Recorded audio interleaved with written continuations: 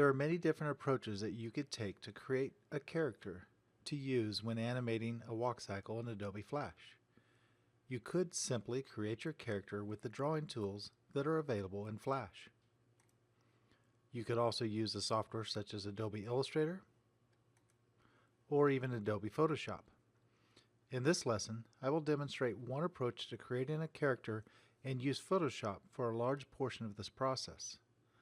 I have chosen to start with a hand-drawn sketch, then scan it, and then edit and fine-tune it in Photoshop before I import it into Flash.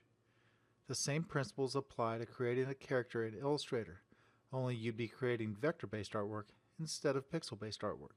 You could draw directly in each software or start with a scanned sketch, using that as a template to base your character on. Let's look at this process now. If you're interested in creating your own characters, I would suggest that you start by sketching on a daily basis. You don't need anything fancy, but I like to keep a sketchbook handy and simply sketch out ideas and practice my drawing skills on a regular basis. You can use pencil, colored pencils, pastels, charcoal, pen and ink, or whatever media you wish. They can be quick sketches or fully developed drawings. The key is to practice, practice, practice. In this example, I simply started sketching out a character, and then I drew the back side arm and leg as well as the body, so it would be easier to separate each element onto its own Photoshop layer. Remember, once we start animating, each body part you want to animate must be on its own layer. Once you've completed drawing your image, you will need to get it into Photoshop to work with. I used a scanner to scan my artwork, but if you do not have a scanner, you could also take a digital photo of it. When you scan, keep in mind the dimensions of your final project, which are 1280 by 720 in this case. You will need to scan it as big as or bigger than the final size that you will need it. Next, I will create what I call a target document that matches the final product specifications. In Photoshop, go to File, New. Under Preset, choose Film and Video. Under Size, choose a size that matches your final product. In this case, we want the HDV HDTV 720p 2997 setting. Now we can click on OK. We will bring all of our artwork into this document and make adjustments to it here to ensure that our artwork meets the requirements of our final project. Now open your scanned artwork. Drag and drop or copy and paste from your scanned artwork file to your target document. And I've got two scanned images here. If your artwork is too big, like mine is, you'll need to scale it down using the free transform tools. If your artwork is too small, then you've got a problem. You'll need to rescan that at a higher resolution. Remember, it is acceptable to scale down pixel-based artwork, but you always want to avoid scaling it up. We want our scanned artwork to be similar in size to our reference material. So I'm going to go ahead and open our reference document, and I'm going to go here to pose 4 at its highest point, and I'm going to select that layer, and I'm going to drag and drop that and add that to my target document here as well. Hold my shift key down as I bring it in, and it'll place it right there in the right location. Now I'm going to rearrange my layers, putting my reference on the bottom, and then my scanned artwork is on top here, and I'm going to start resizing my artwork. So select my scanned artwork layer and go to Edit Free Transform, and then start scaling this down some. Now it's a little hard to see how tall I need it, so what I'm going to do is I'm going to go ahead and lower the opacity for that layer as well, and that'll give me, let me see a little better so I can sort of line it up.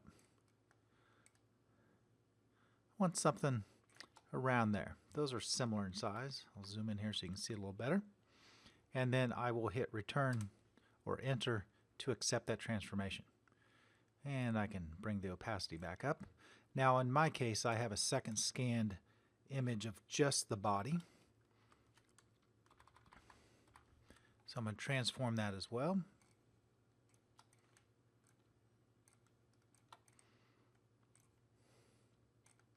And I'll lower the opacity, zoom in here. Now I'm trying to make this one about the same size as the original sketch. That's pretty good, so I'll accept that as well. Next, you will need to place each body part that you want to animate onto its own layer. Depending on how you chose to draw your character, this could involve more or less steps. If you drew each part individually, you will probably have less work to do in Photoshop. If you drew the entire character, sort of like I did in this situation, you'll have more work maybe to do in Photoshop. You may even want to just use a sketch as a reference and use the tools in Photoshop to completely redraw your character. There is no really right or wrong answer here. Simply choose the method that works best for you. The important part is that each body part is on its own layer. So for example, I'm going to come up here. This layer contains the body. And then, so I've got that one taken care of. Now the rest of these I need to do some work with. So I might just call this original scan. And then I would duplicate this layer. And then I'm going to, let's see, I'll do the head. And so I've got a layer for the head, and then I would isolate the head. So I'm just going to do it real quick.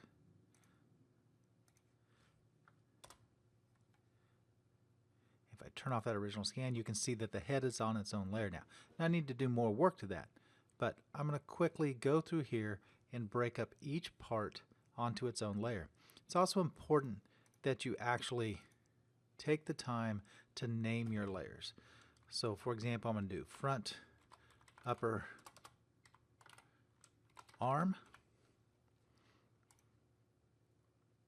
and then I'm going to isolate that upper arm just roughly right now.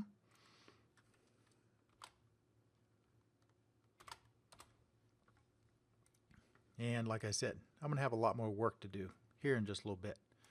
But I just continually duplicate this original scan, and then I'm going to do front, lower arm. Thinking about how I might plan on animating this. And my lower arm is going to consist of this section right through here.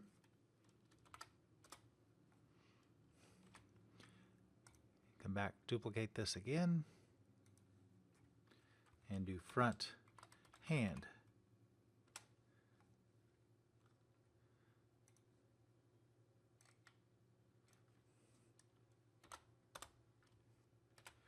And just roughly separate those out.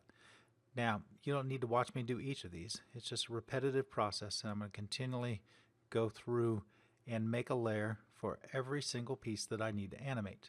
I'll do upper leg, lower leg, and foot, and the neck and the head, and then the same for the backside ones as well.